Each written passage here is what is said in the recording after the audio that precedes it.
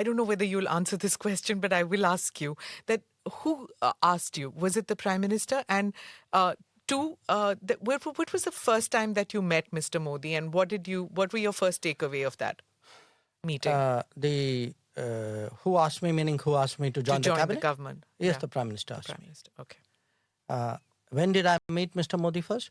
I met him in 2011 in November in Beijing. I never met him before. Oh, he was Chief Minister then. He was Chief Minister there. Okay.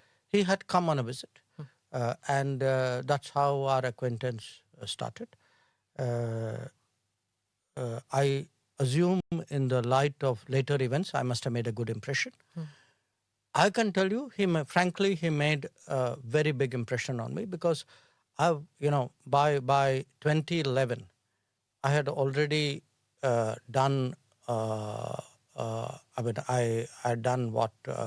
Two ambassadorial postings already. No, right? this was my third. Third one. Third. Yeah. And I'd seen. So Singapore and Czech. So I'd seen, people come and go, achievements. I had never met someone better prepared, better, more serious, and also more. I found him very interesting. I give you and this is a person, by the way, we are meeting here for the first time. So we go through this business briefing, what he should say, who he's meeting, etc. Then he said that मैं आपसे अलग बात करना चाहता हूँ, कुछ राजनीतिक विषय हैं, उन पे भी मैं briefing लेना चाहता हूँ. It was a bit of a surprise. No chief minister had done that. And of course, he told me, I mentioned it in one piece I've written, saying, look, it's very important for me that I'm abroad. I may be from a different party, but I shouldn't say or do anything which is different, that too in a country like China. So it's very, I want you to brief me on key issues. And we were having our problems at that time. Even at that time, there was a listing problem. There was staple visas problem. They were not dealing with our northern command. There were, all these Arunachal. There was some Gujarati diamond. Yes, there was a bunch of Gujarati Surat diamond traders who had also been detained. He brought that up as well. After I was done with him, and we went for the meetings, and then we were riding in the same car. So he said, I have this habit. He said, मैं हर meeting के बाद मैं debrief लेता हूँ. और अगर आपको कहीं कुछ लगता है कि things are not okay, आप इशारा करिए. Okay. So I remember this because, for me, there is a certain manner of working which he has. He's all the time like gauging, sensing, very, very sensitive to this, very keen that he should not make a mistake, that he should convey things accurately, that the policy, that the nuances are captured. This was my first experience of him.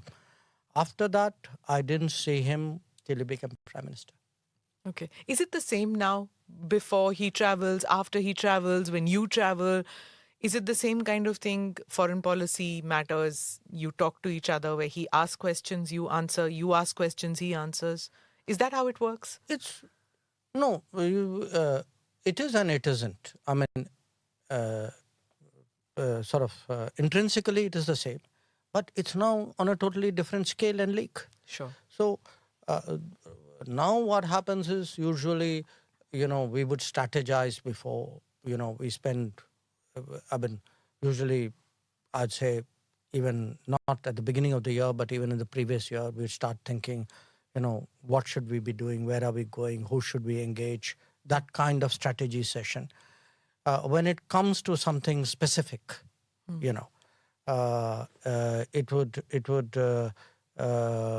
would be like we would go through the details of where we are going.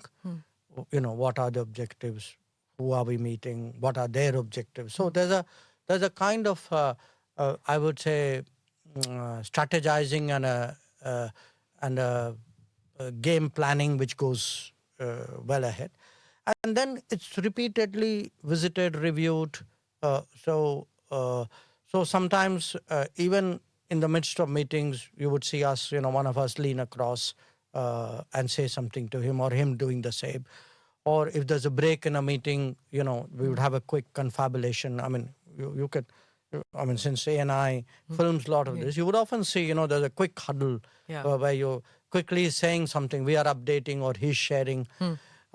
He's, We can't hear though because there's no no, microphone. fortunate. Thank God you can't hear because, that would kind of destroy our strategizing. We should get somebody to see the lip syncing and see Yeah. what's happening there. But he's a very discussive person, if you know what I mean. And he has views, but he's very open to, opinion, agreement, disagreement, improvement, mitigation. It's very sort of, how do I say, interactive. Lots of people say that he's a very ideas kind of a man. In fact, some of the questions were on YouTube with that, and my team has made a video which I'm going to show it to you. I'm part of the East. I'm part of the South. I'm part of the West. I'm universal. I'm India. Someone to say, I'm doing this because it is for counter-terrorism. You're not fooling anybody by saying these things. Mr. Soros is a old, rich, opinionated person. If I could only stop at old, rich, and opinionated, I would put it away. But he's old, rich, opinionated, and dangerous.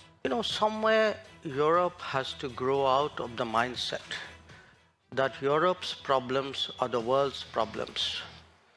But the world's problems are not Europe's problems. Our total purchases for the month would be less than what Europe does in an afternoon.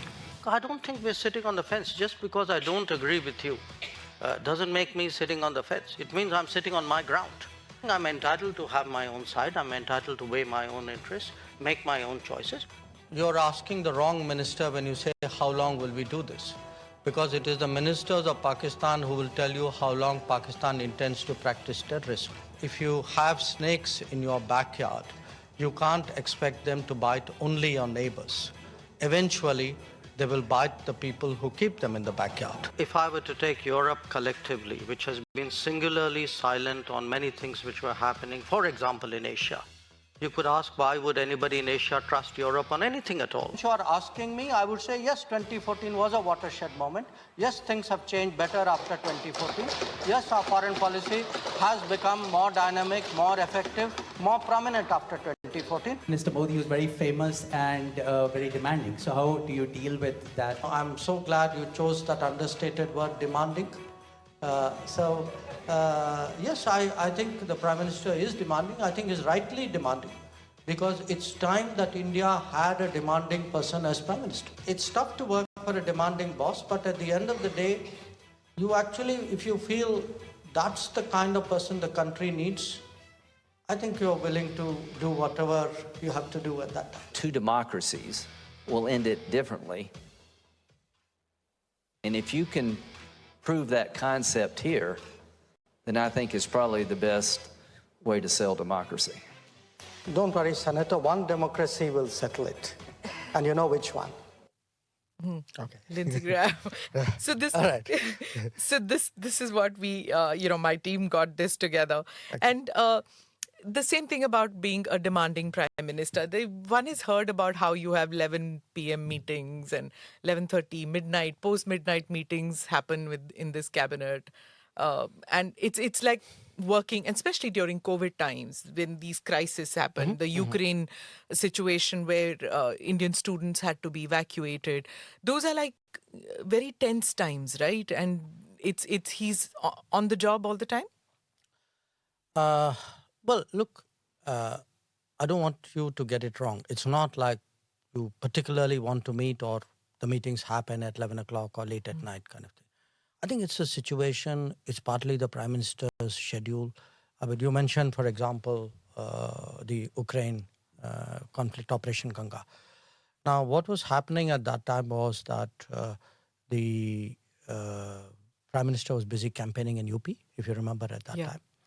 Now, last year, same time. Yep. Now, 24th of February. I think. A little bit later. Yeah, 20. Okay. Now, it could have been, I don't know, maybe some other Prime Minister would have said, okay, guys, I'm busy with UP now, you go manage this. But I think it bothered him. He felt he needed to get a good sense. I mean, lives were at stake.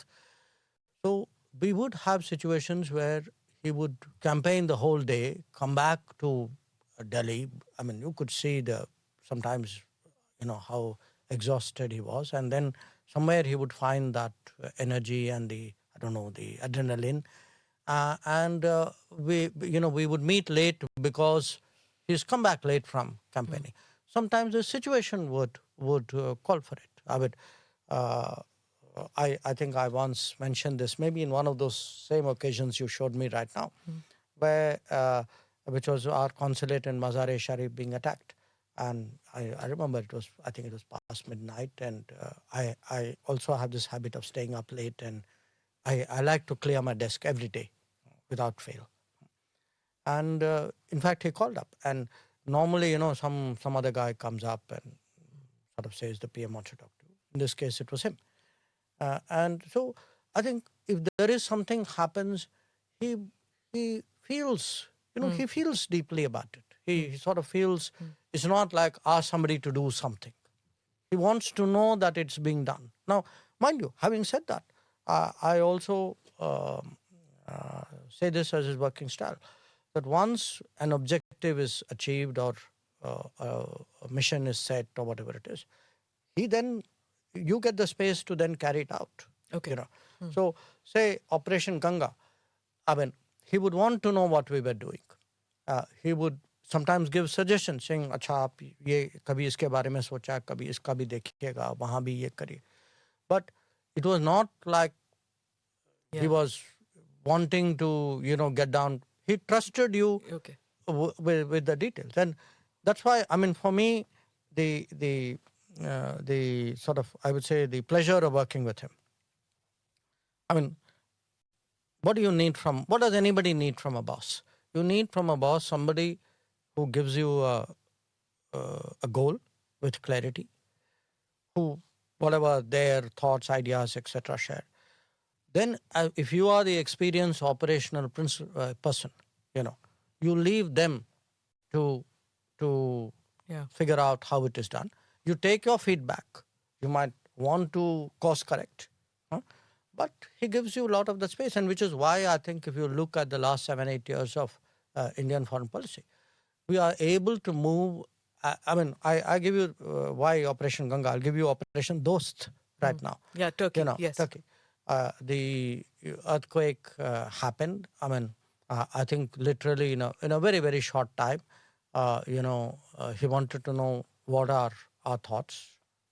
I kind of sent in our thoughts. I very quickly consulted, my people in my own ministry.